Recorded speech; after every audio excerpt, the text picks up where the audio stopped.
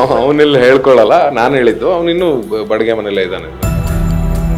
2 years back ಅಂದ್ರೆ ದ್ವಾರಕೀಶ್ವರ್ ಮನೆನ ಅವ್ರು ಪರ್ಚೇಸ್ ಮಾಡಿದ್ದಾರೆ ಅಂತ ಒಂದು ನ್ಯೂಸ್ ಇತ್ತು. ಆಕ್ಚುಲಿ ಪರ್ಚೇಸ್ ಮಾಡಿದಲ್ಲ ಅದು, ಅಂಡ್ ಅದನ್ನ ಉಳ್ಕೋಬೇಕು ಅಂತಾನು ತಗೊಂಡಿದ್ದಂತ ಮನೆ ಅಲ್ಲ. ಅವನು ತಗೊಂಡಿದ್ದೆ ಬೇರೆ ಬೇರೆ ಅನಿವಾರ್ಯ ಕಾರಣಗಳು ಅಥವಾ ಒಂದಿಷ್ಟು ಫ್ರೆಂಡ್ಶಿಪ್ಪು, ಅಲ್ಲೇನೋ ರಿಕ್ವೈರ್ಮೆಂಟು ಆ ಟೈಮಲ್ಲಿ.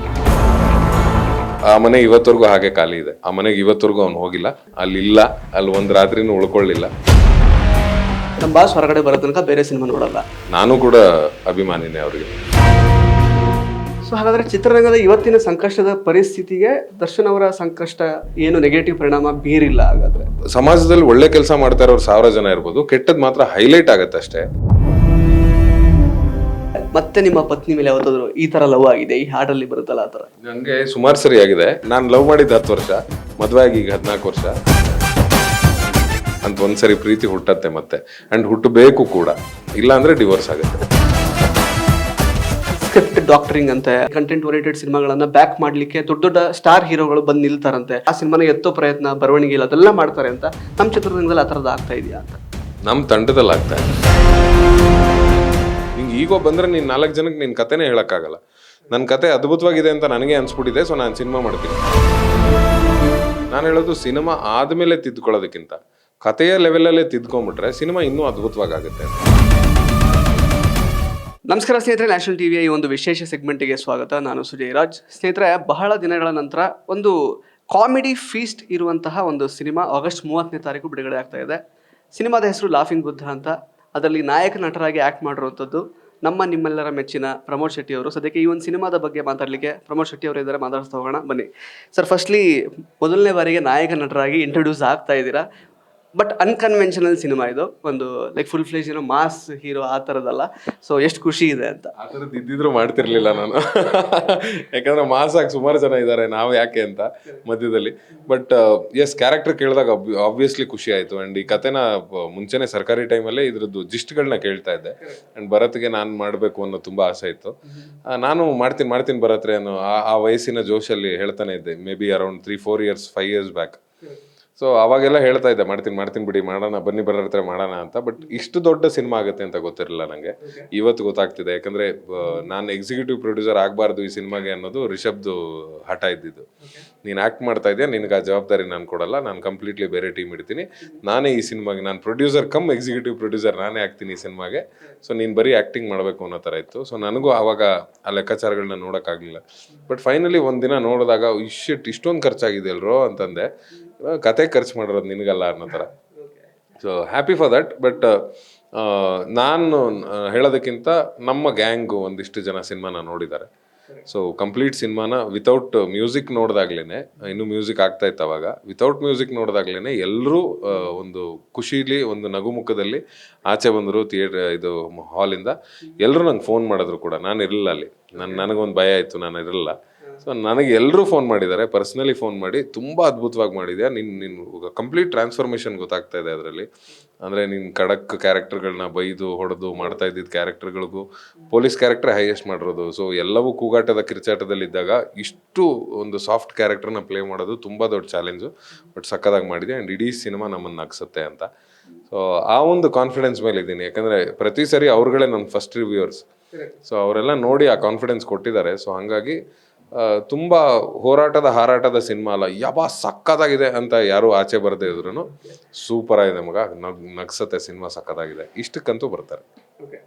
ಸರ್, ಚಿತ್ರರಂಗ ತುಂಬಾ ಸಂಕಷ್ಟದಲ್ಲಿದೆ ಅಂತ ಈಗ ಸಾಕಷ್ಟು ಜನ ಮಾತಾಡ್ತಾ ಇದ್ದಾರೆ, ಬಿಕಾಸ್ ಥಿಯೇಟರ್ ಜನ ಬರ್ತಾ ಇಲ್ಲ ಅಂತ. ಇಂಥ ಸಂದರ್ಭದಲ್ಲಿ ಹೀರೋ ಆಗಿ ಎಂಟ್ರಿ ಕೊಡ್ತಾ ಇರೋದು, ಪ್ಲಸ್ ಅದನ್ನ ರಿಷಬ್ ಶೆಟ್ಟಿ ಅವರು ಪ್ರೊಡ್ಯೂಸ್ ಮಾಡ್ತಿರೋದು, ಜೊತೆಗೆ ಒಂದು ಲೈಕ್ ಹೋಪ್ ಅಂತ ಏನಂದ್ರೆ ರಿಷಬ್ ಶೆಟ್ಟಿ ಅವರು ನನಗೆ ತುಂಬಾ ಕತೆ ಇಷ್ಟ ಆಗಿತ್ತು ಅಂತ ಹೇಳಿದ್ರು. ಪ್ಲಸ್ ಅವರೇ ಒಂದು ಪಾತ್ರ ಕೂಡ ಮಾಡಬೇಕಿತ್ತು ಸಿನಿಮಾದಲ್ಲಿ, ಬಟ್ ಮಾಡ್ಲಿಕ್ಕೆ ಆಗಿಲ್ಲ. ಸೊ ಏನಂದ್ರೆ ಅವರು ತುಂಬಾ ಹೇಳಿದ್ರು, ಅಂದ್ರೆ ನನಗೆ ಆಪ್ಷನೇ ಇರಲಿಲ್ಲ ಅಂತ ನೀವು ಕೂಡ ಹೇಳಿದ್ರಿ, ನಾನು ಮಾಡಲೇಬೇಕಾಯ್ತು, ಕತೆ ಗೀತೆ ಏನಿರಲಿಲ್ಲ, ಅವ್ರು ಹೇಳಿದ್ರು ನೀನು ಮಾಡು ಅಂತ ಅಷ್ಟೇ ಅಂತ. ಬಟ್ ಸ್ಟಿಲ್ ಅದನ್ನು ಹೊರತುಪಡಿಸಿ ನಿಮ್ಮ ಪಾತ್ರ ಮತ್ತು ಈ ಸಿನಿಮಾ ಯಾವ ರೀತಿ, ಯಾಕೆಂದ್ರೆ ಇವಾಗ ಸ್ವಲ್ಪ ಕಷ್ಟಪಡ್ತಾ ಇರುವಂತಹ ಚಿತ್ರರಂಗಕ್ಕೆ ಒಂದು ರೀತಿ ಹೋಪ್ನ ತಂದು ಕೊಡ್ಬೋದು ಅಂತ. ಸಂಜೀವಿನಿ ರೇಖಿ ಮತ್ತು ಹಿಪ್ನೋಸಿಸ್ ಸೆಂಟರ್ ನಲ್ಲಿ ಪೂರ್ವಜನ್ಮ, ಪ್ರೇತಾತ್ಮ, ಮಾಟ ಮಂತ್ರ ಸಮಸ್ಯೆಗಳನ್ನು ಗುಣಪಡಿಸಲಾಗುವುದು. ರೇಖಿ ಮತ್ತು ಹಿಪ್ನೋಸಿಸ್ ವಿದ್ಯೆಗಳನ್ನು ಸಹ ಇಲ್ಲಿ ಹೇಳಿಕೊಡಲಾಗುವುದು. ಎಂದೇ ಸಂಪರ್ಕಿಸಿ ಡಾಕ್ಟರ್ ವಿ ಭರಣಿ ರಾಜು, ರೇಖಿ ಗ್ರ್ಯಾಂಡ್ ಮಾಸ್ಟರ್ ಮತ್ತು ಮಾಸ್ಟರ್ ಹಿಪ್ನೋಟೈಸರ್. ಅಂದ್ರೆ ಯೂಶಲಿ ಹೇಳ್ತಾ ಇರ್ತೀವಿ ನಾವು ಬೇರೆ ಭಾಷೆಗಳನ್ನ ಕಂಪ್ಯಾರಿಸನ್ ತಗೊಂಡು ಅಲ್ಲ ಆ ಥರದ್ದು ಬಂತು ಇಲ್ಲಿ ಈ ಥರದ್ದು ಬಂತು ಅಂತ. ಬಟ್ ಅದೇ ಥರದ ಅದ್ಭುತ ಪ್ರಯತ್ನ ಇಲ್ಲಿ ಮಾಡಿದಾಗ ನೋಡ್ಲಿಲ್ಲ ಅಂತ ಸುಮಾರು ಜನ ಕೊರಗಿರೋರು ಇದ್ದಾರೆ. ರಿಷಬ್ ಆಗ್ಲೇ ಒಂದು ಮಾತು ಹೇಳ್ದ ವೇದಿಕೆ ಮೇಲೆ, ವಿಚ್ ಇಸ್ ನಾಟ್ ರಾಂಗ್. ನಾವು ಮಾಡ್ತೀವಿ ಅಂತಲ್ಲ, ನಮ್ಮದು ಮೋಸ್ಟ್ಲಿ ಏನಾದರೂ ತಪ್ಪಾದರೆ ನಮ್ಮದು ಫೇಲ್ ಆಗ್ಬೋದೇನೋ. ಬಟ್ ನಾನು ಹೇಳೋದು ವಿಜುವಲ್ ಮೀಡಿಯಾ ಸಿನಿಮಾ ಅನ್ನೋದನ್ನು ನಾವು ವಿಜುವಲ್ ಮೀಡಿಯಾನ ವಿಜುವಲಿ ತೊಗೊಂಡೋದಾಗ ಮಾತ್ರ ಅದು ಚೆಂದ ಕಾಣುತ್ತೆ. ಅದು ಡೈಲಾಗ್ ಮೇಲಾಗಲಿ ಅಥವಾ ಅದು ಏನು ಹೊಡೆದಾಟ ಬಡದಾಟದಲ್ಲಾಗಲಿ ಹಾಡಲ್ಲಾಗಲಿ ಸಿಗೋದಕ್ಕಿಂತ ಹೆಚ್ಚಾಗಿ ಅದನ್ನು ನಾವು ಹೇಗೆ ಪಿಕ್ಚರೈಸ್ ಮಾಡ್ತೀವಿ, ಹೇಗೆ ತೊಗೊಂಬಂದು ಸ್ಕ್ರೀನ್ ಮೇಲೆ ಪ್ರೆಸೆಂಟ್ ಮಾಡ್ತೀವಿ ಅನ್ನೋದು. ಆ ಪ್ರೆಸೆಂಟೇಷನಲ್ಲಿ ಎಲ್ಲೋ ಒಂದು ಕಡೆ ನಾವಿನ್ನೂ ಕಲಿಯೋದಿದೆ ಅಂತ ಅನ್ಸುತ್ತೆ. ಸೊ ಆ ಕಲಿಕೆಯ ಪ್ರೋಸೆಸ್ಸಲ್ಲಿದೆ ಕನ್ನಡ ಇಂಡಸ್ಟ್ರಿ. ಹೌದು, ಕೆಲವರು ಅದ್ಭುತವಾಗಿ ಮಾಡ್ತಿದ್ದಾರೆ, ಇನ್ನು ಕೆಲವರು ಒದ್ದಾಡ್ತಾ ಇದ್ದಾರೆ, ಇನ್ನು ಕೆಲವರು ಕಲ್ತಿದ್ದಾರೆ, ಕಲ್ತಿಲ್ಲ, ಮಧ್ಯದಲ್ಲೆಲ್ಲೋ ಇದ್ದೀವಿ. ಸೊ ಈ ನಡುವೆ ಸಿನಿಮಾಗೆ ಜನ ಬರ್ತಿಲ್ಲ ಅಂದರೆ ಸುಮಾರಷ್ಟು ಕಾರಣಗಳಿದೆ. ನಾನು ಎಲ್ಲ ಕಡೆನೂ ಹೇಳ್ತಿರ್ತೀನಿ ಅದನ್ನು. ತುಂಬ ಕಾರಣಗಳಿದೆ. ಅಂದರೆ ಅವ್ರ ಮೇಲೆ ನಾವು ಗೂಬೆ ಕೂರ್ಸೋಕ್ಕಾಗಲ್ಲ. ನೀವು ನಿಮ್ಮ ಕೆಲಸ ಮಾಡ್ತಿದ್ದೀರಾ, ದಿನಕ್ಕೆ 10 ಪ್ರೆಸ್ ಮೀಟಿಗೆ ಹೋಗ್ತೀರಾ, ಇದ್ರ ಮಧ್ಯೆ ನೀವು ಪುರ್ಸೊತ್ ಮಾಡ್ಕೊಂಡು ನನ್ನ ಮನೆಗೆ ಊಟಕ್ಕೆ ಬನ್ನಿ ಅಂದರೆ ಬರೋಕ್ಕಾಗತ್ತಾ? You can't do it. So ಇದು ಹಾಗೇನೆ, ಅವರು ಬೆಳಗ್ಗೆಯಿಂದ ಸಂಜೆವರೆಗೂ ಕೆಲಸದಲ್ಲಿ ಇರ್ತಾರೆ. ಅದಾಗಿದ ತಕ್ಷಣ ಶನಿವಾರ ಭಾನುವಾರ ಅವ್ರದ್ದೇನೋ ಫ್ಯಾಮಿಲಿ ಕೆಲಸ ಇರುತ್ತೆ. ಇದ್ರ ಮಧ್ಯದಲ್ಲಿ ನಾವು ಅವ್ರನ್ನ ರಿಕ್ವೆಸ್ಟ್ ಮಾಡ್ಕೋತಾ ಇದ್ದೀವಿ, ದಯವಿಟ್ಟು ಬನ್ನಿ ನಮ್ಮ ಸಿನಿಮಾ ನೋಡಿ, ನಿಮ್ಗೆ ಖುಷಿ ಪಡ್ತೀರಾ, ಒಂದ್ಸರಿ ನೋಡ್ಕೊಂಡು ಹೋಗಿ ಅಂತ. ಅವ್ರಿಗೆ ಮೈಂಡ್ ಫ್ರೀ ಇರಬೇಕು. ಬೇಸಿಕಲಿ ಫಿನಾನ್ಷಿಯಲ್ ಕಮಿಟ್ಮೆಂಟ್ ಕ್ಲಿಯರ್ ಆಗಿರಬೇಕು, ಫ್ಯಾಮಿಲಿ ಪ್ರೆಷರ್ ಕ್ಲಿಯರ್ ಆಗಿರಬೇಕು. ಇದೆಲ್ಲ ಆದಮೇಲೆ ಅಲ್ಲಿ IPL ಇರಬಾರ್ದು, ಅಲ್ಲಿ ವರ್ಲ್ಡ್ ಕಪ್ ಇರಬಾರ್ದು, ಅಲ್ಲಿ ಎಲೆಕ್ಷನ್ ಇರಬಾರ್ದು, ಅಲ್ಲಿ ಮಳೆ ಬರಬಾರ್ದು. ಸೊ ಇಷ್ಟೆಲ್ಲದ್ರ ಮಧ್ಯೆ ಅವರು ಒಂದು ಬಂದು ಸಿನಿಮಾ ನೋಡಬೇಕು ಅಂದರೆ which is very rare and which is very tough. ನಾವು ಅರ್ಥ ಮಾಡ್ಕೊಳ್ಳೋಣ ಅವ್ರ ಕಷ್ಟನ, ಬಟ್ ನೀವು ನಮ್ಮ ಕಷ್ಟನ ಅರ್ಥ ಮಾಡ್ಕೊಳ್ಳಿ. ಯಾಕಂದ್ರೆ ನಿಮಗೋಸ್ಕರನೇ ಮಾಡ್ತಿರೋದ್ರಿಂದ, ಸಿನಿಮಾವನ್ನು ನಿಮಗೋಸ್ಕರನೇ ಮಾಡ್ತಿರೋದ್ರಿಂದ ದಯವಿಟ್ಟು ಬಂದು ಒಂದ್ಸರಿ ನೋಡಿ ಶಬಾಷ್ ಅಂತ ಹೇಳಿದ್ರೆ ನಮಗೂ ಖುಷಿ ಆಗುತ್ತೆ, ನಮಗೂ ಉತ್ಸಾಹ ಬರುತ್ತೆ, ನಮಗೂ ಇನ್ನೊಂದಿಷ್ಟು ಸಿನಿಮಾಗಳನ್ನ ಮಾಡಬೇಕು ಅನ್ನೋ ಪ್ರೇರೇಪಣೆ ಆಗುತ್ತೆ. ಸೊ ಇದೆಲ್ಲದನ್ನು ಮಾಡೋಣ ಅಂದರೆ ಅವ್ರು ಬರಬೇಕು. ಸೊ ಅವ್ರನ್ನೂ ದೂರಬಾರ್ದು ಅಥವಾ ದೂಷಿಸಬಾರ್ದು ಅನ್ನೋದು ನನ್ನ ಉದ್ದೇಶ ಅಷ್ಟೇ. ಹೀರೋ ಸಿನಿಮಾದ ನಿರ್ದೇಶಕರು ಭರದ್ರಾಜ್ ಅವರೇನೆ, ಇದಕ್ಕೂ ಅವರೇನೆ. ಸೊ ನೀವು ಕಲಿಕೆ ಅನ್ನುವಂತಹ ಪದ ಉಪಯೋಗಿಸಿದ್ರಿ. ಕಲಿಕೆ ಆಗಿರ್ಬೋದು, ಲೈಕ್ ಅಪ್ಗ್ರೇಡೇಷನ್ ಆಗಿರ್ಬೋದು, ಅಥವಾ ನಿರ್ದೇಶನದಲ್ಲಿ ಅಥವಾ ಅವರ ಒಂದು ಬರವಣಿಗೆಯ ಶೈಲಿ ಅಥವಾ ಶಾರ್ಟ್ ಟೇಕಿಂಗ್ಸ್ ಆಗಿರ್ಬೋದು, ಎಲ್ಲದರಲ್ಲೂ ಎಷ್ಟರ ಮಟ್ಟಿಗೆ ಅಪ್ಗ್ರೇಡ್ ಆಗಿದ್ದಾರೆ ಅಂತ ಅನ್ಸುತ್ತೆ ಈ ಸಿನಿಮಾದಲ್ಲಿ ನಿಮಗೆ? ತುಂಬ ಚೆನ್ನಾಗಿ ಇಂಪ್ರೂವ್ ಆಗಿದ್ದಾರೆ. ಮತ್ತು ಇನ್ನೊಂದೇನು ಅಂದರೆ, ಯಾವತ್ತೂ ಒಬ್ಬ ಡೈರೆಕ್ಟ್ರು ಟೆಕ್ನಿಷಿಯನ್ ಜೊತೆ ಸೇರಿದ ತಕ್ಷಣ, ಅಂದರೆ ಕ್ಯಾಮ್ರಾಮನ್ ಜೊತೆ ಸೇರಿದ ತಕ್ಷಣ ಅವ್ರ ಐಡಿಯಾಸ್ ಇನ್ನೂ ಇಂಪ್ರೂವ್ ಆಗ್ತಾ ಹೋಗುತ್ತೆ. ಸೊ ಈ ಥರನೂ ಇಲ್ಲೂ ಆಗಿದ್ದು ಹಂಗೇನೆ. ಹೀರೋದಲ್ಲಿ ಅರವಿಂದ ಹೇಗೆ ಅದ್ಭುತವಾಗಿ ಅದನ್ನು ಸಿನಿಮಾಟೋಗ್ರಫಿ ಮಾಡಿದ್ನೋ, ಅದೇ ಥರ ಇಲ್ಲೂ ಕೂಡ ಚಂದ್ರಣ್ಣ ಅಷ್ಟೇ ಅದ್ಭುತವಾಗಿ ಛಾಯಾಗ್ರಹಣ ಮಾಡಿದ್ದಾರೆ. ನಿಮಗೆ ಅದನ್ನು ಇವ್ರು ಏನು ಹೇಳ್ತಾರೆ ಅದನ್ನು ಪ್ರೆಸೆಂಟೇಬಲ್ ಆಗಿ ತೊಗೊಂಡೋಗೋದು, ಮತ್ತು ಭರತ್ನ ಅರ್ಥ ಮಾಡ್ಕೊಳ್ಳೋದು ಇದೆಯಲ್ಲ, ಭರತ್ ನಮಗೆ ಅರ್ಥ ಮಾಡಿಸೋದು. ವೆರಿ ಕೂಲ್ ಮೈಂಡೆಡ್ ಪರ್ಸನ್ ಅವನು. ಹೀರೋದಲ್ಲೂ ಅಷ್ಟೇ, ನೀವು ನನ್ನ ನೋಡಿದ್ರೆ ನನಗೆ ತುಂಬ ಮಾತೇ ಇಲ್ಲ ಇಡೀ ಸಿನಿಮಾದಲ್ಲಿ. ಒಂದೇ ಡೈಲಾಗ್ ಇರೋದು ಅನ್ಸುತ್ತೆ, ಸ್ಟಾರ್ಟಿಂಗ್ ಓಪನಿಂಗ್ ಒಂದು ಮೋನೋಲಾಗ್ ಬಿಟ್ಟರೆ, ಆಮೇಲೆ ಎಲ್ಲೂ ಡೈಲಾಗ್ ಇಲ್ಲ. But he made me look so ಕನ್ನಿಂಗ್, so villainish ಅಂತಂದರೆ ಎಲ್ಲರೂ ಹೇಳಿದ್ರು, ಯಪ್ಪ ಏನು ಮಾಡಿದೆ ಮಚ್ಚ ಅಂತ. ಇನ್ಫ್ಯಾಕ್ಟ್ ನಂಗೆ ಅದಕ್ಕೆ ಅವಾರ್ಡ್ ಕೂಡ ಬಂತು, ಐಫಾನ ಯಾವುದೋ ಒಂದು ಅವಾರ್ಡ್ ಕೂಡ ಬಂತು. ನಾನು ಅದೇ ಅಂದ್ಕೊಂಡೆ, ಇಡೀ ಸಿನಿಮಾ ನಾನು ಮುಕ್ಕಾಲು ಸಿನಿಮಾ ಡೆಡ್ ಬಾಡಿ ಪ್ಲೇ ಮಾಡಿ, ಬರೀ ಕಾಲ್ ಸಿನಿಮಾ ಸ್ಟಾರ್ಟಿಂಗ್ 10-15 ಮಿನಿಟ್ಸ್ ಅಷ್ಟೇ ನಾನು ಬದುಕಿರೋದು. ಅದನ್ನು ಆ ಕನ್ವಿಕ್ಷನ್ನ ಇಟ್ಕೊಂಡಿದ್ನಲ್ಲ ಬರವಣಿಗೆಯಲ್ಲಿ. ಸೊ ಅದ್ರ ಮೇಲೆ ನನಗೆ ನಂಬಿಕೆ ಇದೆ. ಸೊ ಅದೇ ಥರ ಗೋವರ್ಧನನ ಕ್ಯಾರೆಕ್ಟ್ರು ಎಷ್ಟು ಸಾಫ್ಟಾಗಿ ಮಾಡಿಸಿದ್ದಾನೆ ನನ್ನ ಹತ್ರ ಅಂದರೆ, ನಾನು ಯಾವುದೇ ಒಂದು ಎಕ್ಸ್ಪ್ರೆಷನಲ್ಲಿ ನಾನೊಂಚೂರು ಏನಾದ್ರು ಹುಬ್ಬು ಗಿಬ್ಬು ಹಿಂಗೆ ಅಂದರೆ, ಸರ್ ಸರ್ ಸರ್ ಅದಲ್ಲ ಸರ್ ಸರ್ ಆರಾಮ್ ಸರ್ ಅಂತ ಇಷ್ಟೇ ಕನ್ವಿಕ್ಷನಲ್ಲಿ ಹೇಳೋನು. ಯೂಶಲಿ ಡೈರೆಕ್ಟರ್ಸ್ ಅಂದರೆ ನಾನು ನೋಡ್ರೆ ಎಲ್ಲ ಡೈರೆಕ್ಟ್ರು including Rakshit Rishab, everybody will hold their mic and sit in front of monitor, ಓಡಾಡ್ಕೊಂಡು ಕೂಗಾಡ್ಕೊಂಡಿರ್ತಾರೆ. ರೆಡಿ ಟೇಕ್, ಒನ್ ಮಗ ಅಂದ್ಬಿಟ್ಟು ಓಡ್ ಬಂದು, ಮಗ ಇದು ಹಿಂಗಲ್ಲ, ಹಿಂಗೆ ಒಂಚೂರು ಹಿಂಗಿರ್ಲಿ ಹಿಂಗಿರುತ್ತೆ. ಭರತ್ ಹಂಗಲ್ಲ, ಮಾನಿಟರ್ ಮುಂದೆ ಸುಮ್ಮನೆ ಹಿಂಗೆ ಕೂತಿರ್ತಾರೆ. ಒನ್ ಮೋರ್ ಅಂದ್ಬಿಟ್ಟು ಸೀದಾ ನನ್ನ ಹತ್ರ ಬಂದು, ಸರ್ ಅದು ಆ್ಯಕ್ಚುಲಿ ಒಂಚೂರು ಹಿಂಗಿತ್ತಲ್ಲ, ಕಡಿಮೆ ಮಾಡೋಣ ಸರ್, ಒಂಚೂರು ಹಿಂಗೆ ಮಾಡೋಣ ಸರ್. ಅವ್ರು ಹೇಳೋ ಸಾಫ್ಟ್ನೆಸ್ಗೆ ನಾವೇ ಸಾಫ್ಟ್ ಆಗ್ಬಿಡ್ಬೇಕು ವಾಪಸ್, ಸುಯ್ ಅಂತ ಹಿಂಗೆ ಕರ್ಕೋಗಿ ಮಾಡ್ಬಿಡೋಣ ಅಂತ. ಸೊ ಆ ಲೆವೆಲ್ಗೆ ಅವ್ರದ್ದು ನಮ್ಮದು ಬಾಂಡಿಂಗ್ ಇರೋದ್ರಿಂದ ಮೇ ಬಿ ತುಂಬ ಚೆನ್ನಾಗಿ ವರ್ಕ್ ಆಗಿದೆ ಅಂತ ಅನ್ಸುತ್ತೆ ನನಗೆ. ಸರ್, ಕೆ ಕಲ್ಯಾಣ್ ಅವರು ಬರೆದಿರುವಂತಹ ಒಂದು ಅದ್ಭುತವಾದ ಹಾಡು ನೋಡಿದ್ವಿ. ನಿಮಗೆ ನಿಮ್ಮ ರಿಯಲ್ ಲೈಫಲ್ಲಿ ಅಂದರೆ ಮದುವೆ ಆದಮೇಲೆ ಮತ್ತೆ ನಿಮ್ಮ ಪತ್ನಿ ಮೇಲೆ ಯಾವತ್ತಾದ್ರು ಈ ಥರ ಲವ್ ಆಗಿದೆ, ಈ ಹಾಡಲ್ಲಿ ಬರುತ್ತಲ್ಲ ಆ ಥರ? ನನಗೆ ಸುಮಾರು ಸರಿ ಆಗಿದೆ. ಯಾಕೆಂದರೆ ನಾನು ಬೇರೆ ಬೇರೆ ಸಿನಿಮಾದ ಶೂಟಿಂಗಲ್ಲಿ ತಿಂಗಳಗಟ್ಟಲೆ ಆಚೆ ಇದ್ದಾಗ ವಾಪಸ್ ಯಾವತ್ತೋ ಒಂದಿನ ಬಂದಾಗ ನನ್ನ ವೈಫು ನೋಡಿದಾಗ, ಓ ಮೈ ಗಾಡ್, ಅವತ್ತು ನಾನು ಲವ್ ಮಾಡಿದ್ದು 10 ವರ್ಷ, ಮದುವೆ ಆಗಿ ಈಗ 14 ವರ್ಷ, ಸೊ ಟೋಟಲ್ 24 ಇಯರ್ಸ್. ಆ ಮೂಮೆಂಟ್ಗಳು ಸುಮಾರು ಸರಿ ಕ್ರಿಯೇಟ್ ಆಗಿದೆ. And obviously being A human ಅದು ಕ್ರಿಯೇಟ್ ಆಗುತ್ತೆ ಕೂಡ. ಇತ್ತೀಚೆಗೆ ಮಗಳನ್ನ ನೋಡಿದಾಗ ಅದು ಕ್ರಿಯೇಟ್ ಆಗ್ತಾ ಇದೆ. ಯಾಕಂದರೆ ಅವಳನ್ನು ತುಂಬ ಮಿಸ್ ಮಾಡ್ಕೋತಾ ಇದ್ದೀನಿ. ಈಗ ಮಗ ಹುಟ್ಟಿದ್ದಾನೆ, ಅವನ್ನ ಮಿಸ್ ಮಾಡ್ಕೊಳಕ್ಕೆ ಶುರು ಮಾಡಿದ್ದೀನಿ. ಸೊ ಈ ಮೂಮೆಂಟ್ಗಳು ಹುಟ್ಟತಾನೆ ಇರುತ್ತೆ. ಯಾಕಂದರೆ ಬ್ಲಡ್ ರಿಲೇಷನ್ಶಿಪ್ ಆಗಿರ್ಬೋದು ಒಂದು, ಇನ್ನೊಂದು ಸುಮಾರಷ್ಟು ವರ್ಷಗಳ ಬಾಂಧವ್ಯ ಇದೆಯಲ್ಲ, ಗಂಡ ಹೆಂಡತಿ ಅನ್ನೋ ಬಾಂಡಿಂಗೇ ಹಾಗೆ.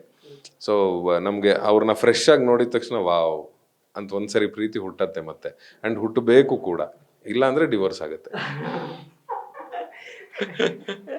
ಸರ್ ಇನ್ನು ಆ್ಯಕ್ಚುಲಿ ಗೋವರ್ಧನ ಪಾತ್ರಕ್ಕೆ ನಿಮ್ಮ ಏನು ವೆಯ್ಟ್ ಲಾಸ್ ಜರ್ನಿ ಅದರದ್ದು ಏನಾದರೂ ಮೇಕಿಂಗ್ ವಿಡಿಯೋ ಏನಾದರೂ ಬಿಡ್ತೀರಾ? ಅಂದರೆ ಬಿಫೋರ್ ಲೈಕ್ BTS ಆ ಥರದ್ದು ಏನಾದರೂ? ನಾನೇನು ಮಾಡಿಸಿಲ್ಲ ಆ ಥರದ್ದು. ಸೆಲ್ಫ್ ಪ್ರಮೋಷನ್ಸ್ ನಿಮ್ಗೆ ಗೊತ್ತಿರಂಗೆ ನಾವು ಆ ಥರದ್ದು ಯಾವುದೋ ಮಾಡ್ಕೊಳ್ಳಲ್ಲ, ನಾವು ಅದರಿಂದ ಸ್ವಲ್ಪ ದೂರ. ಆ್ಯಂಡ್ ಆ್ಯಕ್ಚುಲಿ ಎಲ್ಲರೂ ಹೇಳಿದ್ರು ನೀನು ಮಾಡಬೇಕಿತ್ತು ಅಂತ. ಬಟ್ ನನಗೇನು ಅದ್ರ ಮೇಲೆ, ಅಂದರೆ ಸಿನಿಮಾ ನೋಡಿದಾಗ ಗೊತ್ತಾಗುತ್ತೆ ಆಬ್ವಿಯಸ್ಲಿ ನಾನು ಎಷ್ಟು ವೆಯ್ಟ್ ಗೇನ್ ಆಗಿದ್ದೀನಿ ಅಂತ. ವಾಪಸ್ ಈಗ ನನ್ನನ್ನು ನೋಡಿದ್ರೆ ಅವ್ರಿಗೆ ಗೊತ್ತಾಗುತ್ತೆ ನಾನು ಎಷ್ಟು ಲಾಸ್ ಆಗಿದ್ದೀನಿ ಅಂತ. ಆ್ಯಂಡ್ ಇನ್ಫ್ಯಾಕ್ಟ್ ನನ್ನ ಫ್ರೆಂಡ್ಸ್ ಎಲ್ಲ ತಮಾಷೆ ಮಾಡ್ತಿದ್ರು, ಈ ಬೇರೆ ಬೇರೆ ಕಂಪ್ನಿಗಳೆಲ್ಲ ಬರುತ್ತಲ್ಲ ಅದಕ್ಕೆ ಬಿಫೋರ್ ಆ್ಯಂಡ್ ಆಫ್ಟರ್ ಅಂತ ಆ್ಯಡ್ ಮಾಡ್ಬಿಡ್ಬೋದು ನೀನು ಅಂತ.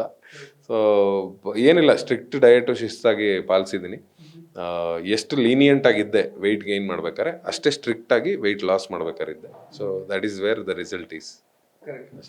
ಇನ್ನು ನಿಮ್ಮ ಇನ್ನೊಬ್ರು ಸ್ನೇಹಿತರು ಆ್ಯಕ್ಚುಲಿ ರಕ್ಷಿತ್ ಶೆಟ್ಟಿ ಅವ್ರಿಗೆ ಸಪ್ತಸಾಗರದ ಆಚೆಯಲ್ಲಿ ಹೋಗಿ ಲೈಕ್ ಫಿಲ್ಮ್ ಫೇರ್ ಅವಾರ್ಡ್ ಬಂದಿದೆ ಕಳೆದ ವರ್ಷ. ಆಲ್ಮೋಸ್ಟ್ ಅಂದರೆ ಈ ರೀತಿ ಕಾಂತಾರ ಆಗಿರ್ಬೋದು, ಸಪ್ತಸಾಗರದ ಆಚೆಯಲ್ಲಿ ಆಗಿರ್ಬೋದು, ಈ ರೀತಿ ಸಿನಿಮಾಗಳನ್ನೇ ಜಾಸ್ತಿ ಸದ್ದು ಮಾಡಿದ್ದು. ಈಗ ಸ್ವಲ್ಪ ಗ್ಯಾಪ್ ಆಗಿದೆ.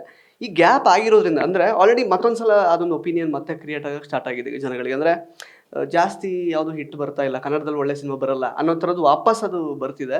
ಸೊ ಇಂಥ ಸಂದರ್ಭದಲ್ಲಿ ವಾಪಸ್ ಈಗ ಲೈಕ್ ಅಪ್ಲಿಫ್ಟ್ ಆಗೋದಕ್ಕೆ ಯಾವ ರೀತಿ ಸಿನಿಮಾಗಳು ಬರ್ತಾ ಹೋಗಬೇಕು? ಪ್ಲಸ್ ಚಿತ್ರರಂಗ ಈ ರೀತಿ ಅಂದರೆ ನಾವು ಮಲಯಾಳಂ ಇಂಡಸ್ಟ್ರಿಯಲ್ಲಿ ಕೇಳಿದ್ದೀವಿ ಸ್ಕ್ರಿಪ್ಟ್ ಡಾಕ್ಟರಿಂಗ್ ಅಂತೆ ಅದೆಲ್ಲ ಮಾಡ್ತಾರೆ. ಪ್ಲಸ್ ಈಗ ಲೋ ಬಜೆಟ್ನ ಲೈಕ್ ಕಂಟೆಂಟ್ ಓರಿಯೆಂಟೆಡ್ ಸಿನಿಮಾಗಳನ್ನು ಬ್ಯಾಕ್ ಮಾಡಲಿಕ್ಕೆ ದೊಡ್ಡ ದೊಡ್ಡ ಸ್ಟಾರ್ ಹೀರೋಗಳು ಬಂದು ನಿಲ್ತಾರಂತೆ, OTT ಜೊತೆ ಡಿಸ್ಕಸ್ ಮಾಡ್ತಾರಂತೆ. ಆ ಥರದ್ದೆಲ್ಲ ಸುಮಾರು ಕೇಳಿದ್ದೀವಿ. ಅಥವಾ ಅಲ್ಲಿ ಏನಾದರೂ ಇನ್ಪುಟ್ಸ್ ಕೊಡೋಕ್ಕಿದ್ರೆ ಆ ಸಿನಿಮಾನ ಎತ್ತೋ ಪ್ರಯತ್ನ, ಬರವಣಿಗೆ ಇಲ್ಲ ಅದೆಲ್ಲ ಮಾಡ್ತಾರೆ ಅಂತ. ನಮ್ಮ ಚಿತ್ರರಂಗದಲ್ಲಿ ಆ ಥರದ್ದು ಆಗ್ತಾ ಇದೆಯಾ ಅಂತ? ನಮ್ಮ ತಂಡದಲ್ಲಿ ಆಗ್ತಾ ಇದೆ. ಯಾಕೆ ಹೇಳ್ತೀನಿ ಅಂದರೆ ಅದಕ್ಕೆ ಸಮಾನ ಮನಸ್ಕರು ಬೇಕು. ಇಲ್ಲಿಲ್ಲ ಅಂತಲ್ಲ, ಯಾರಿಗೂ ಟೈಮ್ ಆಗ್ತಿಲ್ಲ ಆ ಥರದ್ದು ಒಂದು ಗೆಟ್ ಟುಗೆದರ್ ಮಾಡಿ ಒಂದು ಮಾತಾಡಿ ಇದನ್ನು ಮಾಡೋದಕ್ಕೆ. ಬಟ್ ಅವ್ರವ್ರದ್ದೇ ಆದ ತಂಡಗಳಲ್ಲಿ ಅದು ಆಗ್ತಾ ಇದೆ, ಇಂಡಿವಿಜುವಲ್ ಟೀಮ್ಸಲ್ಲಿ ಆಗ್ತಾ ಇದೆ. As a hole of Kannada cinema ಆಗ್ತಿಲ್ಲ ಅಂತ ಅಷ್ಟೇ. ಬಟ್ ಅಲ್ಲೂ ಕೂಡ ನಿಮ್ಗೆ ಏನಂದರೆ ಇಂಡಿವಿಜುವಲ್ ಟೀಮ್ಸ್ ಆದ್ರೇ ಸಾಕು. ಯಾಕಂದ್ರೆ ನಿಮ್ಗೆ ನಮ್ಮದು ಸ್ಕ್ರಿಪ್ಟ್ ಡಾಕ್ಟ್ರಿಂಗು ಎವ್ರಿ ಸ್ಕ್ರಿಪ್ಟಿಗೆ ಆಗುತ್ತೆ, not from today, right from ಉಳಿದವರು ಕಂಡಂತೆಯಿಂದ ಇವತ್ತವರೆಗೂ ಎಲ್ಲ ಸ್ಕ್ರಿಪ್ಟ್ಗಳಿಗೂ ನಾವು ಒಂದು 5 ಜನ 6 ಜನ ಕೂತ್ಕೊಂಡು ಅದ್ರ ಬಗ್ಗೆ ಮಾತಾಡಿ, ಇಷ್ಟ ಇಲ್ಲದೆ ಇರೋದನ್ನು ಇದು ಚೆನ್ನಾಗಿಲ್ಲ ಅಂತ ಡೈರೆಕ್ಟಾಗಿ ಹೇಳ್ತೀವಿ, ಚೆನ್ನಾಗಿರೋದನ್ನು ಚೆನ್ನಾಗಿದೆ ಅಂತ ಡೈರೆಕ್ಟಾಗಿ ಹೇಳ್ತೀವಿ. ಆ್ಯಂಡ್ ಅದನ್ನು ಕನ್ವಿನ್ಸ್ ಮಾಡೋಕ್ಕಾದರೆ being a writer and director, then we get convinced. If you are not convincing it then you are wrong ಅಷ್ಟೇ. ನೀನು ಚೇಂಜ್ ಮಾಡ್ಬೇಕು ಅದನ್ನು. ಆ್ಯಂಡ್ ತುಂಬ ಆ ಥರ ಚೇಂಜಸ್ಗಳು ಆಗಿದೆ. ಏನೂ ಬರಲ್ಲ, ಈಗೋಗಳು ಏನೂ ಬರಲ್ಲ. ಆ್ಯಂಡ್ ಮೇಜರ್ ಅದೇ ಇರೋದು. ನಿಂಗೆ ಈಗೋ ಬಂದರೆ ನೀನು 4 ಜನಕ್ಕೆ ನಿನ್ನ ಕತೆನೇ ಹೇಳೋಕ್ಕಾಗಲ್ಲ.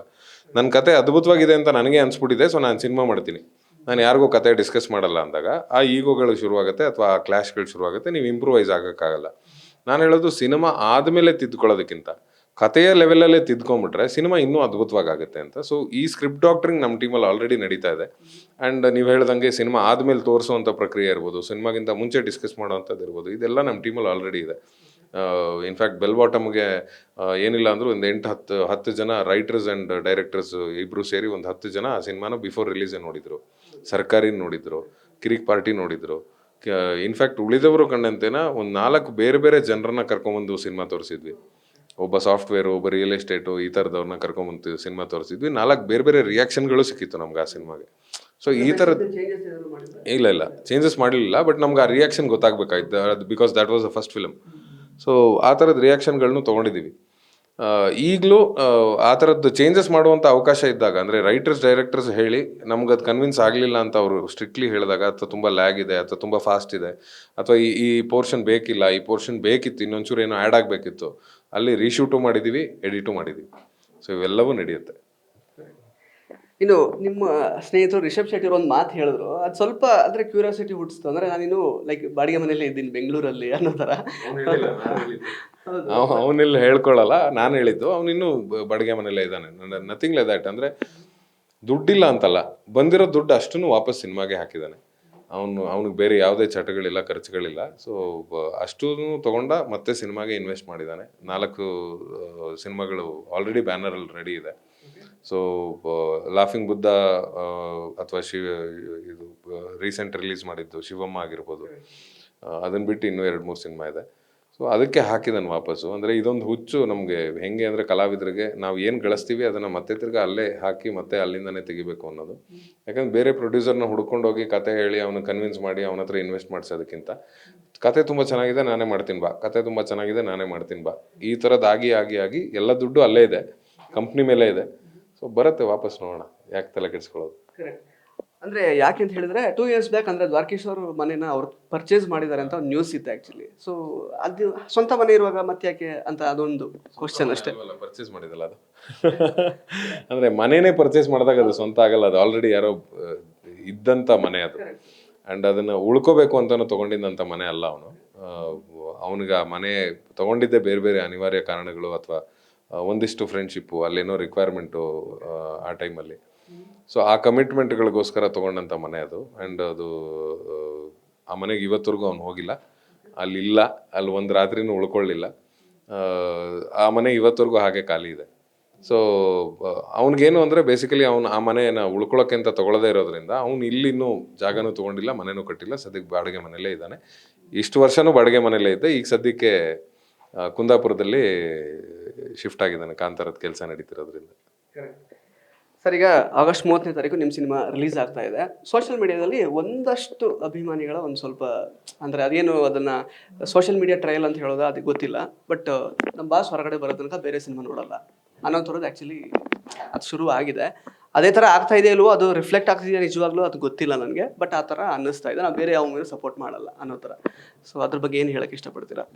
ಏನಿಲ್ಲ, ಮೇ ಬಿ 10 ಜನರಲ್ಲಿ 10 ಜನನೂ ಅಲ್ಲ, 1000 ಜನರಲ್ಲಿ ಒಬ್ಬರು ಆ ಥರ ರಿಯಾಕ್ಟ್ ಮಾಡ್ಬೋದೇನೋ, ಎಲ್ಲರೂ ಅಲ್ಲ ಅಂತ ಅನ್ಸುತ್ತೆ. ನಾನು ಕೂಡ ಅಭಿಮಾನಿನೇ ಅವ್ರಿಗೆ. ಹಾಗಂತ ನಾವು ಕನ್ನಡ ಸಿನಿಮಾ ಅಭಿಮಾನಿಗಳಲ್ಲ ಅಂತಲ್ಲ, ನಾವು ಕನ್ನಡ ಸಿನಿಮಾದ ಎಲ್ಲ ನಟರುಗಳಿಗೂ ನಾವು ಅಭಿಮಾನಿಗಳೇ. ಅದು ಯಾರು ಬೇಕಾದ್ರೂ ಆಗಿರ್ಬೋದು, ದರ್ಶನ್ ಸರ್ ಆಗಿರಲಿ, ಸುದೀಪ್ ಸರ್ ಆಗಿರಲಿ, ಯಶ್ ಅವರಾಗಿರಲಿ, ರಕ್ಷಿತ್ ಆಗಿರಲಿ, ರಿಷಬ್ ಆಗಿರಲಿ, ಅಥವಾ ಅನಂತ್ನಾಗ್ ಶಂಕರ್ನಾಗ್ ಕಾಲದಿಂದ ಅಣ್ಣವ್ರ ಕಾಲದಿಂದನೂ ನಾವು ಎಲ್ರಿಗೂ ಅಭಿಮಾನಿಗಳೇ. ಯಾಕಂದರೆ ನಮ್ಮನ್ನು ರಂಜಿಸ್ತಾ ಇದ್ದಂಥವ್ರು ಕಲಾವಿದರವರು. ಸೊ ಎಲ್ಲ ಕಲಾವಿದರಿಗೂ ನಾವು ಅಭಿಮಾನಿಗಳೇ. ಸೊ ಒಬ್ಬರನ್ನ ಹೇಟ್ ಮಾಡ್ತೀವಿ, ಒಬ್ಬರನ್ನ ಲವ್ ಮಾಡ್ತೀವಿ ಅಂತಲ್ಲ, ಎಲ್ಲರೂ ನಮ್ಮನ್ನು ರಂಜಿಸೋಕ್ಕೋಸ್ಕರನೇ ಸಿನಿಮಾ ಮಾಡ್ತಿರೋದು. ಯಾರೂ ನಮ್ಮನ್ನು ಹೇಟ್ ಮಾಡಬೇಕು ಅಂತ ಸಿನಿಮಾ ಮಾಡ್ತಿಲ್ಲ. ಸೊ ಹಾಗಾಗಿ ನಿಮಗೆಲ್ಲೋ ಲಕ್ಷದಲ್ಲೋ ಕೋಟಿಲೋ ಒಬ್ಬೊಬ್ರು ಈ ಥರ ರಿಯಾಕ್ಟ್ ಮಾಡ್ಬೋದು ಅಂತ ಅನ್ಸುತ್ತೆ, ಬಟ್ ಅದೇ ಕಾರಣ ಅಲ್ಲ. ಒಳ್ಳೆ ಸಿನಿಮಾಗಳು ಮತ್ತು ಅವ್ರಿಗೆ ಟೈಮ್ ಆಗಬೇಕು, ಇದೆರಡೂ ಕಾರಣ ಆಗುತ್ತೆ ಸಿನಿಮಾಗೆ ಬರೋದಕ್ಕೆ. ಆ್ಯಂಡ್ ಬರ್ತಾರೆ ಕೂಡ, ಏಕೆಂದರೆ ಆಗಸ್ಟ್ ತಿಂಗಳು ನನ್ನ ಪ್ರಕಾರ 4 ವಾರನೂ ಅದ್ಭುತವಾದ ಸಿನಿಮಾಗಳಿರೋದ್ರಿಂದ 4 ವಾರ ಥಿಯೇಟ್ರ್ ಮುಂದೆ ಜನ ನೋಡೋದಕ್ಕೆ ಸಿಗ್ತಾರೆ. ಎಸ್. ಸೊ ಹಾಗಾದರೆ ಚಿತ್ರರಂಗದ ಇವತ್ತಿನ ಸಂಕಷ್ಟದ ಪರಿಸ್ಥಿತಿಗೆ ದರ್ಶನ್ ಅವರ ಸಂಕಷ್ಟ ಏನು ನೆಗೆಟಿವ್ ಪರಿಣಾಮ ಬೀರಿಲ್ಲ ಹಾಗಾದರೆ? ಇಲ್ಲ, ನನಗೇನು ಅನ್ಸಲ್ಲಪ್ಪ. ಅಂದರೆ ನೋಡಿ, ಈಗ ಸಿ ವಾಟ್, ಪೊಲೀಸವರು ಯಾರೋ ಒಬ್ಬ ತಪ್ಪು ಮಾಡ್ದ ಅಂಥೇಳಿ, ಅಥವಾ ಮೀಡಿಯಾದಲ್ಲಿ ಯಾರೋ ಒಬ್ಬರು ತಪ್ಪು ಮಾಡಿದ್ರು ಅಂಥೇಳಿ, ಅಥವಾ ಸಿನಿಮಾದಲ್ಲಿ ಯಾರೋ ಒಬ್ಬರು ತಪ್ಪು ಮಾಡಿದ್ರು ಅಂಥೇಳಿ ಇಡೀ ಸಮಾಜವನ್ನು ದೂರೋದು ತಪ್ಪಾಗುತ್ತೆ. ಸೊ ಸಮಾಜದಲ್ಲಿ ಒಳ್ಳೆ ಕೆಲಸ ಮಾಡ್ತಾ ಇರೋರು 1000 ಜನ ಇರ್ಬೋದು, ಕೆಟ್ಟದ್ದು ಮಾತ್ರ ಹೈಲೈಟ್ ಆಗುತ್ತೆ ಅಷ್ಟೇ. ಬಟ್ ಬಾಟಮ್ ಆಫ್ ಹಾರ್ಟ್ ನಮ್ಗೆಲ್ರಿಗೂ ಗೊತ್ತಿರಬೇಕು ಸತ್ಯಾಂಶ ಏನು ಅನ್ನೋದು. ಸೊ ಈ ಥರದವ್ರು ಯಾರೋ ಒಂದು 4 ಜನ ಕಮೆಂಟ್ ಮಾಡಿದ ತಕ್ಷಣ ನಮ್ಮ ಇಂಡಸ್ಟ್ರಿಗೆ ಬ್ಲ್ಯಾಕ್ ಮಾರ್ಕ್ ಬರಲ್ಲ ಅಂತ ನನಗನ್ಸುತ್ತೆ. Because we have lot of other responsibilities to do. So ಅದ್ರ ಮೇಲೆ ಗಮನ ಹರಿಸೋಣ, ಇನ್ನೂ ಕನ್ನಡ ಇಂಡಸ್ಟ್ರಿನ ಹೇಗೆ ಇಂಪ್ರೂವ್ ಮಾಡೋದು ಅನ್ನೋದ್ರ ಮೇಲೆ ಗಮನ ಹರಿಸೋಣ. ಸ್ವಲ್ಪ ದಿನಗಳಲ್ಲಿ ಇವೆಲ್ಲ ಸಾಲ್ವ್ ಆಗಿ ಹೋಗುತ್ತೆ. ಸೊ ನಥಿಂಗ್ ಟು ವರಿ ಅಂತ ಅನ್ಸುತ್ತೆ. ಸರ್, ಆ್ಯಕ್ಚುಲಿ ಲಾಫಿಂಗ್ ಬುದ್ಧ ಜೊತೆಗೆ ಅಣ್ಣಯ್ಯ ಸೀರಿಯಲ್ ಕೂಡ ನಿಮ್ಮದು ಬರ್ತಾ ಇದೆ ಆ್ಯಕ್ಚುಲಿ ನಿಮ್ಮದೇ ಪ್ರೊಡಕ್ಷನಲ್ಲಿ. ಸೊ ತುಂಬ ಒಳ್ಳೆ ಪ್ರೋಮೋ ಆ್ಯಕ್ಚುಲಿ ಸಖತ್ತಾಗಿ ಲೈಕ್ ಒಳ್ಳೆ ಪ್ರತಿಕ್ರಿಯೆಯನ್ನು ಪಡ್ಕೊಂಡಿದೆ. ಸೊ ಬೇರೆ ಸ್ಕೇಲಲ್ಲೇ ಬರ್ತಿದೆ ಅಂತ ಅನ್ನಿಸ್ತಾ ಇದೆ ಆ್ಯಕ್ಚುಲಿ. ಆ ಶಾರ್ಟ್ಸು ಎಲ್ಲ ನೋಡುವಾಗ ಜಾತ್ರೆ ಕೆಲವೊಂದೆಲ್ಲ ತೋರಿಸಿದ್ರಿ ಪ್ರೋಮೋದಲ್ಲಿ. ಸೊ ಅದ್ರ ಬಗ್ಗೆ ಹೇಳೋದಾದರೆ? ಎಸ್, ಪ್ರೊಡಕ್ಷನ್ ಹೌಸ್ ಮಾಡಬೇಕು ಅನ್ನೋದು ನನಗೆ ಆಸೆ ಇತ್ತು, ಬಟ್ ನಿರ್ಧಾರ ಮಾಡಿರಲಿಲ್ಲ. ನನ್ನನ್ನು ತಳ್ಳಿದ್ದೇ ಮುಂದೆ ರಕ್ಷಿತ್ ಮತ್ತು ರಿಷಬ್. ಯಾಕಂದ್ರೆ ನಮ್ಮಿಬ್ಬರು ಪ್ರೊಡಕ್ಷನ್ ಹೌಸ್ಗೂ ನೀನು ಬ್ಯಾಕ್ ಬೋನಾಗಿ ನಿಲ್ತೀಯ, ಬಡ್ಡಿ ಮಗನೇ ನೀನು ಯಾವಾಗ ಶುರು ಮಾಡ್ತೀಯ ಅನ್ನೋ ಥರನೇ ಶುರುವಾಗಿದ್ದೆ ಡಿಸ್ಕಷನ್ ಅದು. ಸೊ ಅವರು ನನ್ನನ್ನು ಪ್ರೆಷರೈಸ್ ಮಾಡಿ ಮಾಡು ಮಾಡು ಮಾಡು ಅಂತಂದರು. ನಾನು I was just holding back. ಯಾಕಂದರೆ ಸುಮಾರಷ್ಟು ಕೆಲಸಗಳು, ಅದ್ರ ಬಗ್ಗೆ ನಟನೆ, ಇದ್ರ ಮಧ್ಯದಲ್ಲಿ ನಂಗೆ ಒಂದು ಪ್ರೊಡಕ್ಷನ್ ಹ್ಯಾಂಡಲ್ ಮಾಡೋಕ್ಕಾಗತ್ತಾ ಅನ್ನೋದು ಟೆನ್ಷನ್ ಇತ್ತು. ಬಟ್ ನನ್ನ ವೈಫ್ ಅದನ್ನು ಟೇಕ್ ಓವರ್ ಮಾಡ್ತೀನಿ ಅಂತಂದ್ಲು. ಯಾಕಂದರೆ ಅವಳು ಆಲ್ರೆಡಿ ಸೀರಿಯಲ್ ಇಂಡಸ್ಟ್ರಿಯಲ್ಲಿ ಕೆಲಸ ಮಾಡಿದ್ದಾಳೆ, ಕೋ ಪ್ರೊಡಕ್ಷನ್ನು ಮಾಡಿದ್ದಾಳೆ ಎರಡು ಸೀರಿಯಲ್ಗೆ. ಸೊ ಅವಳಿಗೆ ಆ ನಾಲೆಜ್ ಇತ್ತು. ಸೊ ಝೀ ಅವ್ರು ಕರೆದು ನಿಮ್ಮ ಜೊತೆ ನಾವು ಕೈ ಜೋಡಿಸ್ಬೇಕು, ಶೆಟ್ರೆ ಮಾಡ್ತೀರಾ, ಪ್ರೊಡ್ಯೂಸ್ ಮಾಡ್ತೀರಾ ಅಂತ ಕೇಳಿದಾಗ ಎಸ್ ಅಂದೆ. ಅಂದರೆ ನನ್ನ ವೈಫ್ ಮುಖ ನೋಡಿದೆ, ಶಿ ಟೋಲ್ಡ್ ನಾನಿದ್ದೀನಿ ಅಂತ. So that's a biggest support. ಯಾಕಂದರೆ ನನ್ನ ಲೈಫನ್ನು ಇಲ್ಲಿವರೆಗೂ ತರೋದಕ್ಕೆ ಅವಳು ನನಗೆ ತುಂಬ ದೊಡ್ಡ ಸಪೋರ್ಟ್. ಸೊ ಇವತ್ತು ಅವಳು ಆ್ಯಕ್ಟಿಂಗನ್ನು ಬ್ರೇಕ್ ಮಾಡ್ಕೊಂಡಿರೋದೇ ನಮಗೆ ಸಣ್ಣ ಮಕ್ಕಳಿದ್ದಾರೆ ಅಂತ. ಸೊ ಅಗೇನ್ ಪ್ರೊಡಕ್ಷನ್ ಮಾಡಿದಾಗ ಅವಳು ಹ್ಯಾಂಡಲ್ ಮಾಡ್ತಾಳೆ ಅಂದರೆ ಅದಕ್ಕಿಂತ ದೊಡ್ಡ ಖುಷಿ ಬೇರೆ ಏನಿಲ್ಲ ಅಂತ. ಸೂಪರಾಗಿ ಒಂದು ಲೇಡಿ ಇದ್ರ ಥರ ಟೈಗರ್ ಥರ ನಿಂತ್ಕೊಂಡು ಅಷ್ಟೂ ಹ್ಯಾಂಡಲ್ ಮಾಡ್ತಿದ್ದಾಳೆ. ಅದು ಏನು ಪ್ರೋಮೋದಲ್ಲಿ ನೀವು ನೋಡಿದಿರಿ ಅಣ್ಣಯ್ಯ ಏನು ಔಟ್ಪುಟ್ ಬರ್ತಾ ಇದೆ ಅದು ಅಷ್ಟಕ್ಕೂ ಅವಳೇ ಕಾರಣ. ನಾನು ಇವತ್ತವರೆಗೂ ಒಂದು ದಿನನೂ ಶೂಟಿಂಗ್ ಕಡೆಗೆ ಹೋಗಿಲ್ಲ. ಐಡಿಯಾಸ್ ಎಕ್ಸ್ಚೇಂಜ್ ಆಗುತ್ತೆ, ಕಾಲ್ಸಲ್ಲಿ ಇರ್ತೀನಿ, ಮೆಸೇಜಸಲ್ಲಿ ಇರ್ತೀನಿ ಇಡೀ ಚಾನೆಲ್ ಜೊತೆ. ಬಟ್ ಎಲ್ಲೂ ಕೂಡ ನಂದನ್ನು ಏನು ಇಂಪೋಸ್ ಮಾಡೋಕ್ಕೆ ಹೋಗಿಲ್ಲ ತುಂಬ ಫೋರ್ಸ್ಫುಲಿ. ಅವ್ರಿಗೊಂದು ಗ್ರಾಫ್ ಗೊತ್ತಿದೆ, ಟಿ ವಿ ಗ್ರಾಫ್ ಹೆಂಗೆ ಓಡುತ್ತೆ ಅನ್ನೋದು. ಟಾಪ್ 1 ಚಾನೆಲ್ ಅದು. ಸೊ ಅವ್ರಿಗೆ ನಾನು ಹೇಳ್ಕೊಡ್ಬೇಕಾಗಿಲ್ಲ ಅಂತ ಅನ್ಸುತ್ತೆ. ಸೊ ಅವರು ಆ ಗ್ರಾಫನ್ನು ಇಟ್ಕೊಂಡು ವರ್ಕ್ ಮಾಡ್ತಿದ್ದಾರೆ. ಆ ಗ್ರಾಫ್ ತುಂಬ ಚೆನ್ನಾಗಿ ವರ್ಕ್ ಆಗ್ತಿದೆ. ಅದನ್ನು ಲ್ಯಾವಿಶ್ ಆಗಿ ಸಿನಿಮ್ಯಾಟಿಕ್ ಆಗಿ ತೋರಿಸ್ಬೇಕು ಅನ್ನೋದು ನನ್ನ ಹಠ ಅಷ್ಟೇ. ನಾನು ಸೀರಿಯಲ್ ಥರ ಶೂಟಿಂಗ್ ಆಗುತ್ತೆ ಅನ್ನೋದೊಂದು ಕಮೆಂಟ್ ಇತ್ತು. ಸೊ ಸೀರಿಯಲ್ ಸಿನಿಮಾ ಥರನೇ ಶೂಟ್ ಆಗುತ್ತೆ, ಯಾಕಂದರೆ ಅಷ್ಟೇ ಬಡ್ಜೆಟು ಅದಕ್ಕೂ ಆಗುತ್ತೆ. ಇವತ್ತು ನಾವು ಏನು ಕಡಿಮೆ ಬಡ್ಜೆಟ್ ಖರ್ಚು ಮಾಡ್ತಾ ಇಲ್ಲ ಸೀರಿಯಲ್ಗೆ, ಅಷ್ಟೇ ಖರ್ಚಾಗುತ್ತೆ. ಮತ್ತು ಯಾಕೆ ಸುಮ್ಮನೆ ಇವರು ಒದ್ದಾಡ್ತಾರೆ ಅನ್ನೋದು ಅನಿಸಿತ್ತು. ಸೊ ಹಾಗಾಗಿ ಅದನ್ನು ತುಂಬ ಚೆನ್ನಾಗಿ ಬಿಲ್ಡ್ ಮಾಡಿ ಪ್ರೆಸೆಂಟೇಬಲ್ ಮಾಡಿದ್ದೀನಿ. ಸೊ ಎಲ್ರಿಗೂ ಖುಷಿಯಾಗಿದೆ. ಎಲ್ಲರೂ ಫೋನ್ ಮೂಲಕನೂ ಎಲ್ಲರೂ ಕಮೆಂಟ್ ಮಾಡೋದು, ಶೆಟ್ರೆ ನಿಮ್ಮ ಪ್ರೊಡಕ್ಷನ್ ಅಂತ ಗೊತ್ತೇ ಇರಲಿಲ್ಲ ಶೆಟ್ರೆ ಅಂತ. ಸೊ ಶಿವೆ ಸ್ಟುಡಿಯೋಸಿಂದ ಒಂದು ಫಸ್ಟ್ ಲಾಂಚ್ ಅದು. Yes, thank you so much sir. ನಿಮ್ಮ ಲಾಫಿಂಗ್ ಬುದ್ಧ ಆಗಸ್ಟ್ 30ಕ್ಕೆ ರಿಲೀಸ್ ಆಗ್ತಾ ಇದೆ. ಜನ ಏನೆಲ್ಲ ಎಕ್ಸ್ಪೆಕ್ಟ್ ಮಾಡಿಕೊಂಡು ಈ ಸಿನಿಮಾ ನೋಡಕ್ಕೆ ಬರಬಹುದು ಅಂತ ಹೇಳಿ? ಏನು ಎಕ್ಸ್ಪೆಕ್ಟ್ ಮಾಡಬೇಡಿ, ಆರಾಮಾಗಿ ಬನ್ನಿ. ನಿಮ್ಮನ್ನು ಒಂದು ಮಂದಹಾಸ ನಗು ಮುಖದಲ್ಲಿ ಕಳಿಸ್ತೀವಿ. ಯಾಕಂದರೆ ಇವತ್ತರೆಗೂ ನಮ್ಮ ಬ್ಯಾನರಿಂದ ಬಂದಂಥ ಯಾವುದೇ ಸಿನಿಮಾಗಳು ನಿಮಗೆ ಬೇಸರ ಮೂಡಿಸಿಲ್ಲ. ಸೊ ಇದು ಕೂಡ ಬೇಸರ ಮೂಡಿಸಲ್ಲ ಅನ್ನೋ ಅಷ್ಟೇ ಕಾನ್ಫಿಡೆನ್ಸಲ್ಲಿ ನಿಮ್ಮನ್ನು ಥಿಯೇಟ್ರಿಗೆ ವೆಲ್ಕಮ್ ಮಾಡ್ತಾ ಇದ್ದೀನಿ. ಬನ್ನಿ. ಲಾಫಿಂಗ್ ಬುದ್ಧ ಯಾವತ್ತು ನಗೆಯನ್ನು ಹಂಚ್ತಾನೆ, ಅದೃಷ್ಟವನ್ನು ಹಂಚ್ತಾನೆ. ನಗೆಯನ್ನು ನಾನು ನಿಮಗೆ ಹಂಚ್ತೀನಿ, ನೀವು ಅದೃಷ್ಟವನ್ನು ಪ್ರೊಡ್ಯೂಸರ್ಗೆ ಹಂಚಿ. Thank you so much. Yes, so ಇದಿಷ್ಟು ಪ್ರಮೋದ್ ಶೆಟ್ಟಿ ಅವರ ಮಾತುಗಳು. ಮತ್ತೆ ಭೇಟಿ ಆಗ್ತಾ ಇರೋಣ. ಧನ್ಯವಾದ.